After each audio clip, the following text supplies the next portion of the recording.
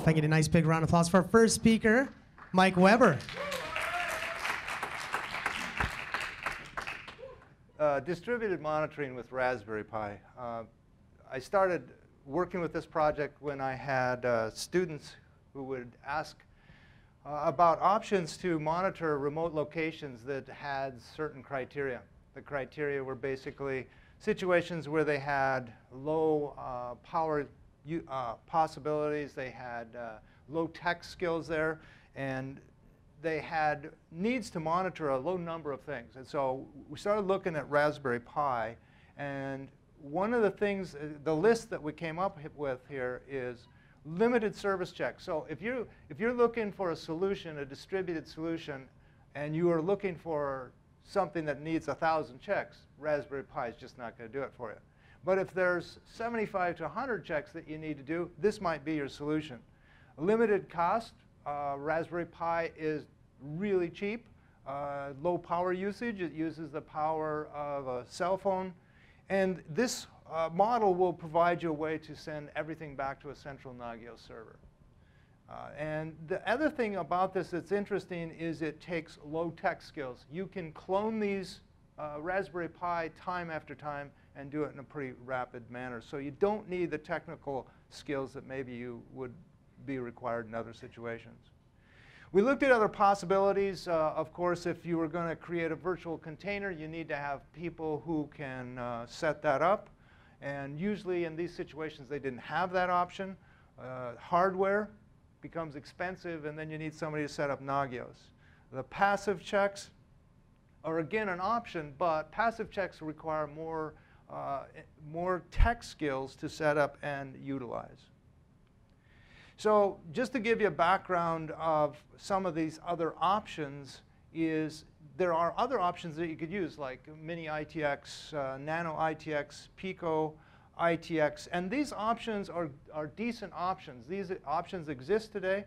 These options, however, have become more expensive. You can see, for example, that Mini ITX is using 60 watts. It's got 2 gig of RAM. But for $400 to $600, you could buy a 1U server and put in those locations. So these were actually more expensive than what these people were looking for in their situation. So we come to the Raspberry Pi.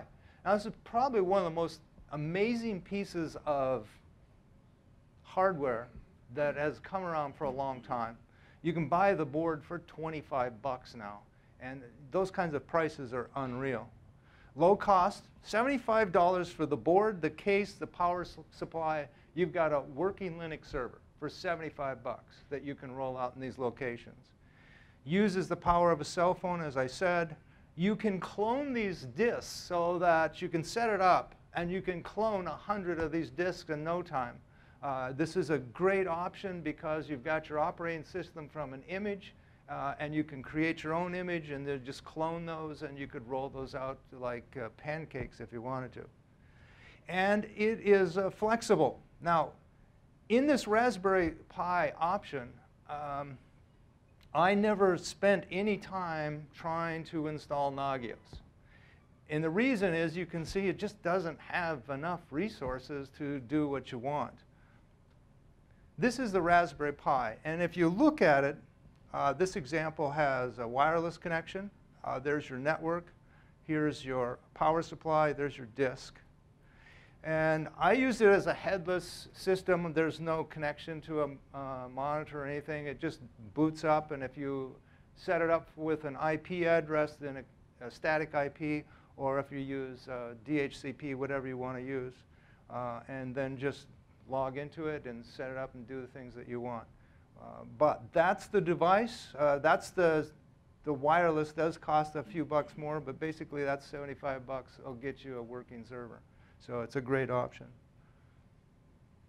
Here's how you install the image. Now, there is a site, if you are interested in this, called raspberrypi.org, and there's a lot of information there. Now, there's all kinds of different images. So you can get images for, this is Debian. But you can get images for other distros and other modifications. I use this one because this particular Wheezy Raspbian is kind of the default, and so it gives you a baseline to start with. So you download the image, and you want to verify the image. This step seems like, hey, we're worried about security. More than anything, you're worried about that you get the total image and you don't have a broken image. Because if you don't, if you do have a broken image, it's going to be pretty frustrating trying to get it to work. And that happens more often than you think. So then you inflate it, and you get an IMG, you get an image file. And then you can, this example of installing it is on a Linux machine. So you become root, you do a fdisk-l. And probably the most important thing when you're doing this, we're going to use dd. You can see down here the dd command. Is you need, when you use dd, there's an input file and an output file. And probably the most important thing of your day is to recognize that the input file is going to be the image, and the output file is going to be that disk. Now, if you get that messed up, you're going to have a very bad day because you're not going to have a working system. You're going to wipe out your system. So you do want to take an extra look when you're doing this fdisk to make sure. There's the example. This example, it's a SDD. So we're just using 4 megabyte block size. IF, there's your image, and OF, there's your disk. And you can repeat that time after time and just roll out those images like hotcakes. So it's easy to set up a whole bunch of these. And they boot up, and they're ready to go. So that's all you have to do to set these things up. There's the settings for if you wanted to add wireless. One thing to keep in mind, this is a Debian system. So if you're used to CentOS and you're looking at certain locations and files in CentOS, you're going to have to modify your thinking a little bit. Notice that the network stuff is in Etsy network interfaces. And so here you can just, there's an example of setting up the wireless. And it works right out of the box. I mean, this stuff, you plug it in, start it up, and it's running. It's not like you got to mess with it. So here we have a Debian system. So we've got a Linux server. And how are we going to leverage this in order to be able to do distributed monitoring? How are we going to be able to do enough checks to justify messing around with this thing? And so the solution that I worked with is Mod-Gearman and a distributed model. So Mod-Gearman is going to take and allow you to distribute work to task to workers, and so Raspberry Pi would be one of those workers. It supports all kinds of programming languages. We're going to use the distributed model. And the client, this is probably the most important feature. The client of Mod-Gearman uses almost nothing. And that is what you want because you don't want to waste all your resources because they are for sure limited. Now, this is in contrast to DNX, for example. DNX is another option. It will do this distributed model. It will work with workers. One thing that I don't like about DNX is apparently it hasn't been updated for quite a while, according to the website. But you can see the resources on the left that the DNX worker uses versus Mod-Gearman. And that's why I use Mod-Gearman, is you can get more workers. So when I'm using the term worker, Raspberry Pi is a worker, but that term also means that that worker can have multiple processes that do jobs. So you have workers on the Raspberry Pi. So that's why I chose Mod-Gearman. It was the most efficient way to get as much done as possible. It's a Nagios event broker, and so Nagios was designed so that you can create an application and pull out of Nagios service checks, host checks, etc. So it's just a common Nagios event broker, much like NDO utils. DNX is a Nagios event broker, MK live status, Merlin, etc. This is the process that Mod-Gearman goes through. Nagios says, hey, I got to do a check. Mod-Gearman intercepts that and then puts it into a queue. The queue, this service queue, is where you can configure what worker does what jobs. This is how you control who does what.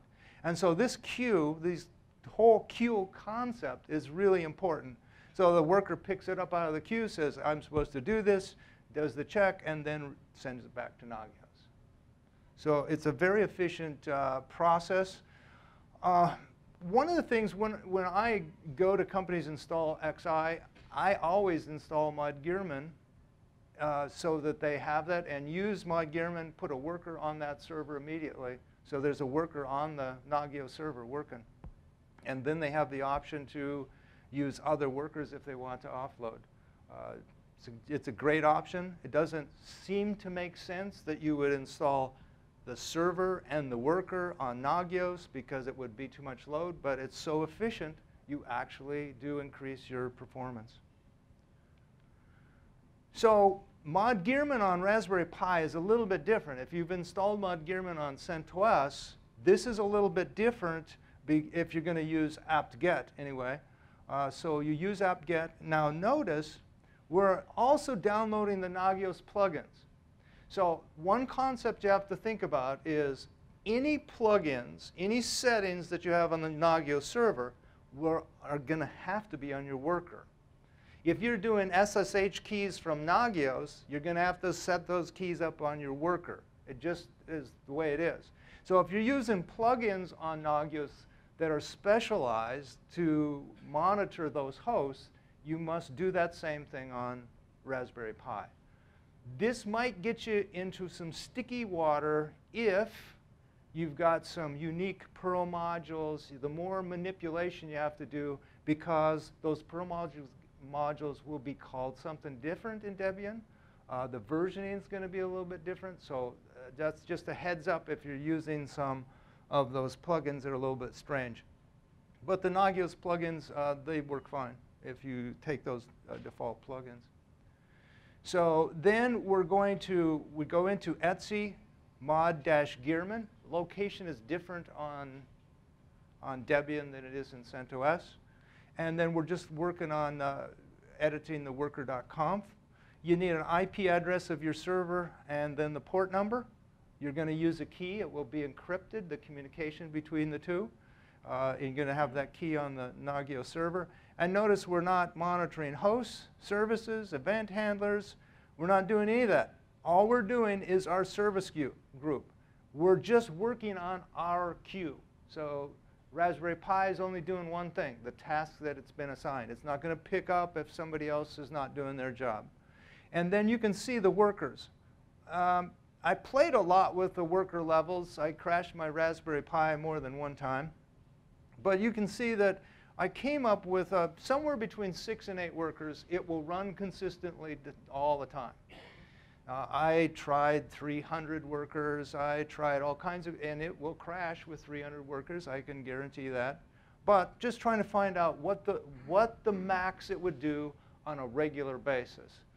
So somewhere between 6 and 8 workers will get you there. And then you just start your worker, and it's ready to connect up to your server. This is the Raspberry Pi actually doing work, and you can see these processes. These are the workers on Raspberry Pi. So here you can see the ones in red are actually doing work, and you can see the kind of load that it puts on the system. So you can see CPU 2.5667. Remember, it only has one core. And when you max out that one core, you're real close to seeing some bad things happen. So you've got to leave a little margin there. Here's an example of the queues. So these queues you can set up any way that you want to in order to be able to determine who does what on your worker responsibility. You can set up some queues so that Nagios itself does them. You're not using workers. Or you can use workers that are on Nagios, workers that are off Nagios, distributed. You have all kinds of options. But queues is something that you need to get used to because this is how you manage who does what. This is the result of a command on the Nagios server called Gearman top. So Gearman top, here's an example. Here's the service group. Here's my worker Raspberry Pi. And the service group, he's got 5 workers available. You'll see jobs happening here, or jobs waiting, and jobs happening here. Now, with Mod-Gearman as usual, one of the things to watch is jobs waiting. If you have jobs waiting, that means jobs creating latency. They're not getting executed when they should. So that's one thing with Pi that you'll want to watch is if it starts doing that latency, you're getting pretty close to your limit. So I found that somewhere between 75 and 100 checks every 5 minutes, 5-minute intervals. Compiled plugins. Now, if you use scripting, if Nagios is doing, or if Raspberry Pi is executing those in their scripts, you're going to get less out of it. It's just the way it's going to be. So you'll have to play with that to see exactly what you can get. You might be able to get a lot more out of Raspberry Pi. I tried to be as vanilla as possible so that you could see this would be a worst case scenario. If you managed it a little more, you might get more resources. Here's a couple options that you have. You identify the worker. You've got minimum, maximum workers, idle time before a worker exits, max number of jobs. So there are some settings you can use. This is what you set up on Nagios. So you're going to install the Gearman D, that's the daemon on Nagios. There is a line that you put in your nagios.cfg. This is your broker module, and this is just to indicate that you're using a Nagios event broker. You'll see another one in there already, NDO utils. And so then you just start Gearman D once you install it, and if you want to run a worker on that machine also. The configuration file for your Nagios server is going to be that Mod-Gearman neb.conf. So when you install Mod-Gearman on Nagios, you're going to have a worker file and a server, but the neb.conf is what you want to work with. Now, the distributed aspect of that, there's a couple ways you could go about that. You could do passive, you could do a number of options, but I think that the distributed model is probably the easiest model and makes the most sense in this situation. So this is basically how it works.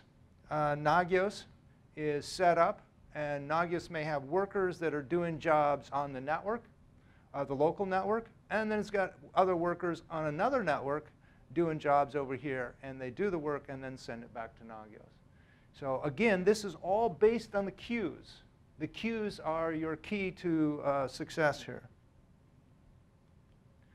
Here's how you set up, if you had, I talked about the queues represent host groups, service groups, etc. So here's the exact settings that you would use to set up host groups. So here is the server, Debian host groups, and here's the Raspberry Pi doing jobs for that host group Debian servers.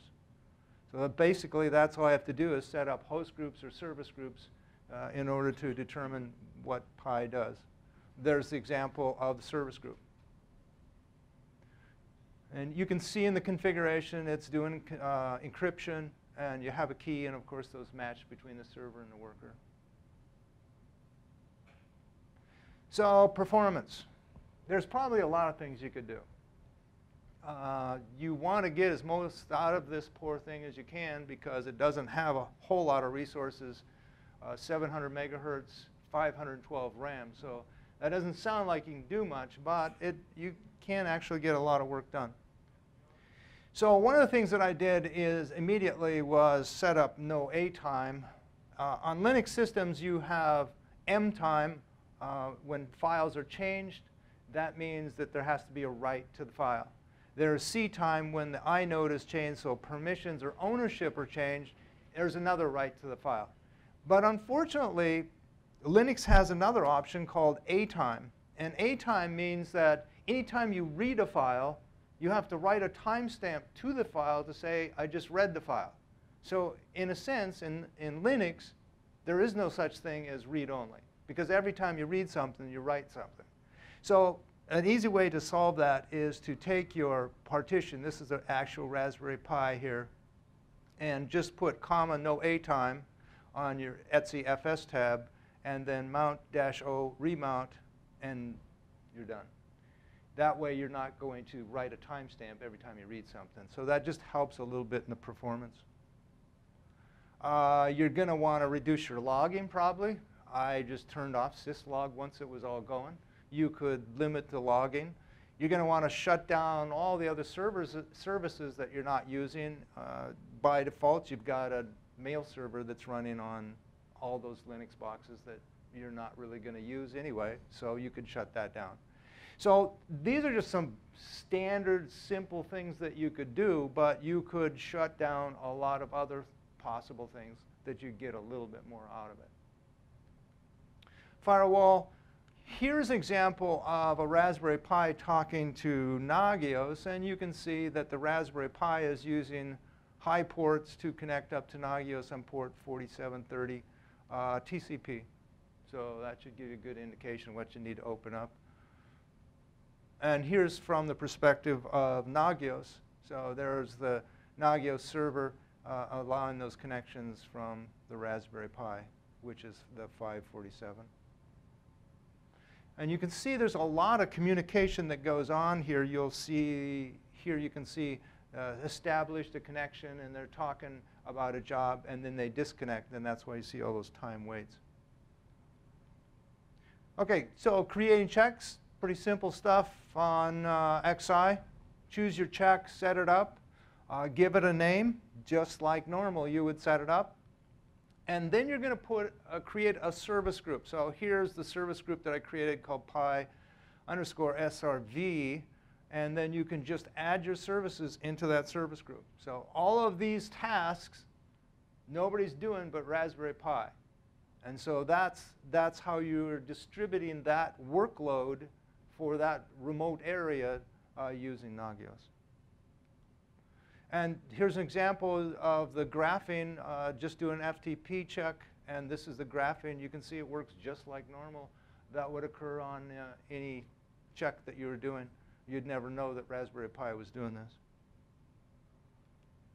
So you may also want to monitor Raspberry Pi. You want to know what's happening. How many workers does he have? What kind of jobs is he doing? What's happening there? And so you can easily create a script, and you could make this a lot more complex. But this is basically check Gearman. There's on the server. And here we're just querying the worker. Now, we're doing this check on Nagios, not on Raspberry. So we're trying to save some resources there. So this query is going to look at this worker and just going to give us an idea of what's going on there. So then you create a command definition, set that up, and then create your check.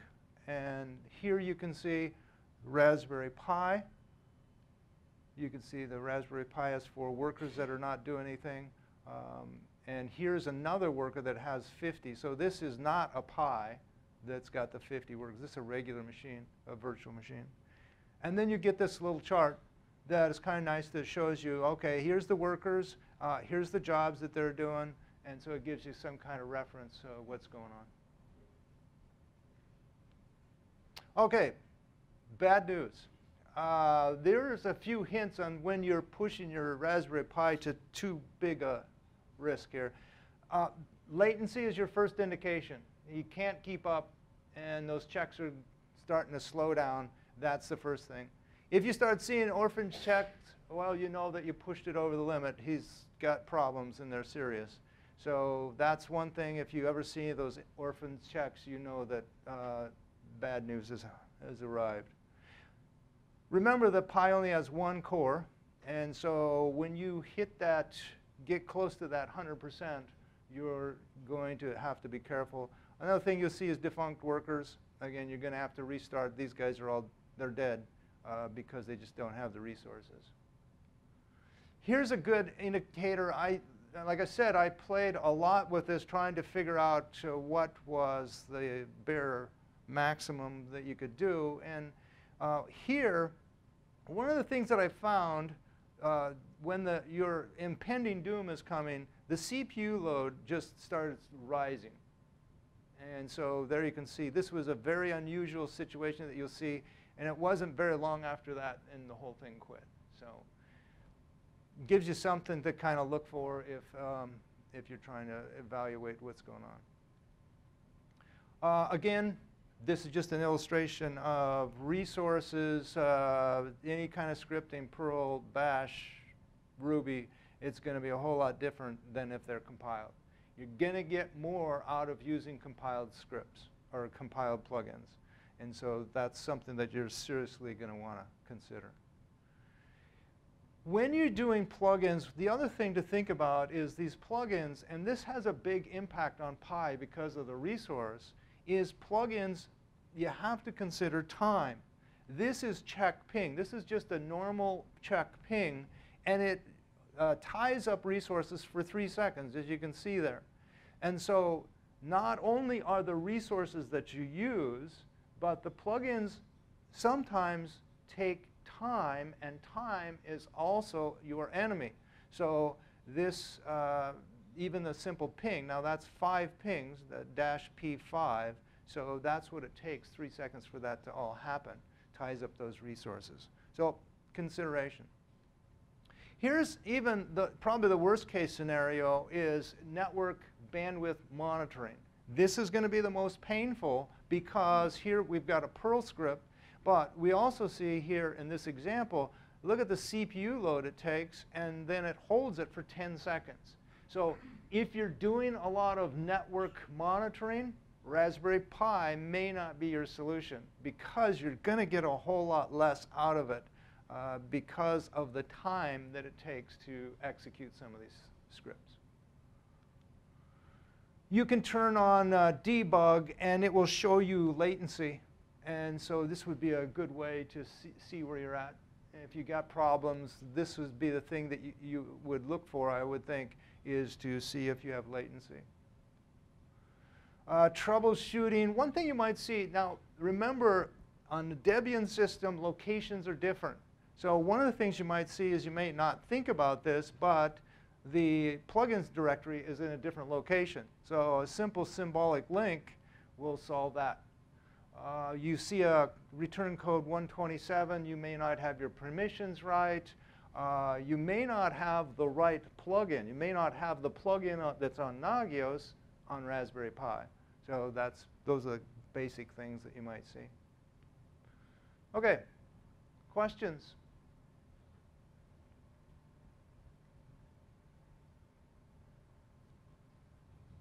Any questions?